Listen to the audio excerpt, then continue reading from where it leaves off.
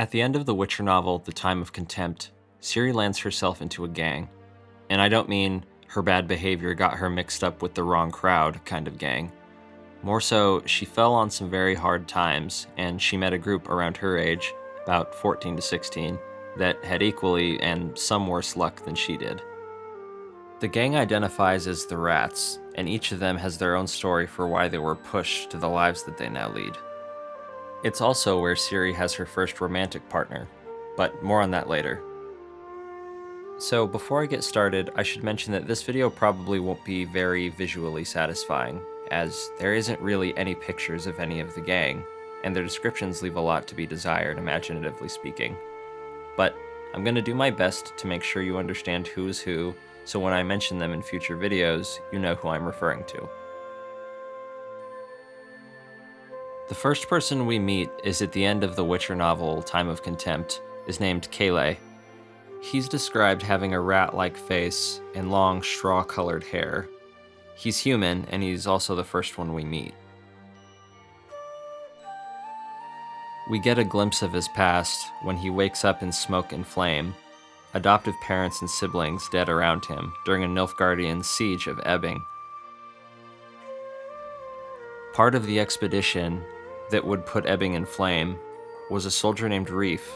His comrades had abandoned him and left him alone in the city, and him and Kale found each other. Despite their differences, neither of the two wanted to be alone, and as such, they robbed and killed the tax collector, gorged themselves on the spoils, and spread the rest to the villagers like merrily drunk Robin Hoods. Both merely 16 years of age, Reef is described as a boy with fair hair and a thick Nilfgaardian accent. The leader of the Rats is a 16-year-old boy named Giselher. He wears a scarlet headband and is described as grim, lanky, and black-haired. He had deserted from the army, but once Nilfgaardian's first invasion began crushing the south, most fugitives and deserters were forced into the forests, where inevitably they formed gangs. He would join one of these gangs that would rob and burn down villages, elude Nilfgaard. However, during one of their escapes from Nilfgaard, they were ambushed by a group of elves. An arrow hit him in the shoulder and pinned him to a tree, and he lost consciousness. When he awoke, his wound had been dressed by a single elf. This was Iskra. At least, that's what Giselher called her, as her elder name was too difficult for him to pronounce. Here it is if you want to take a crack at it. For a reason that is currently unknown, she was exiled, left to die alone in a land between the elves and the humans. Only now, she had a companion. Iskra is described as a flamboyant elf. She has big eyes, she's very colorful, and a very narrow body type. Misel was from a rich and noble family. Her father was a vassal for the Duke of Thurn, and he joined the insurrection army that was formed to combat Nilfgaard. Unfortunately, however, this small army would be completely crushed and vanished without a trace. The news had spread that their army had been crushed, and the people of Thurn fled their homes, including Misel's family. During the commotion of the escape, Misel was lost in the crowd. After 3 days of wandering, she was abducted by manhunters, who saw great value in girls younger than 17. As if her misfortune wasn't grave enough, a group of Nilfgaardian marauders track the manhunters down and kill all of the men, hunters and captives alike, which was almost a better sentence than what the poor women captives received. It was the sixth and final member of the Rats, Ase, who found Misel.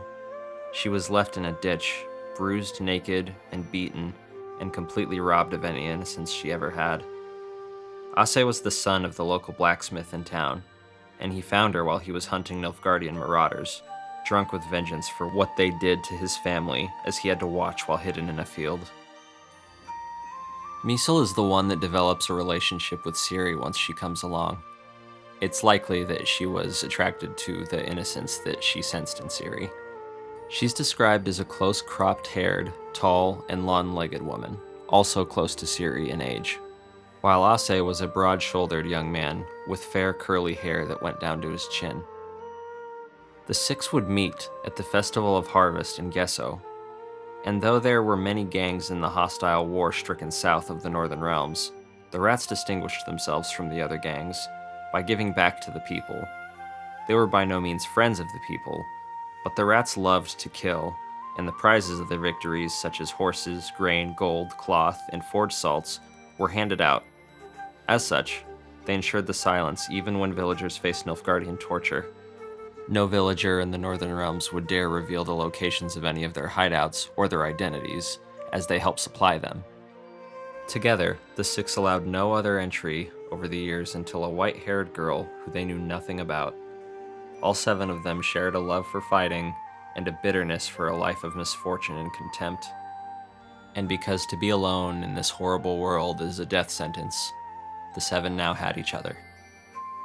And as of the end of the Time of Contempt, that's all the information we have regarding the rats. Any events involving the rats that take place in the Baptism of Fire, I'll be sure to include in that synopsis. But until then, take care.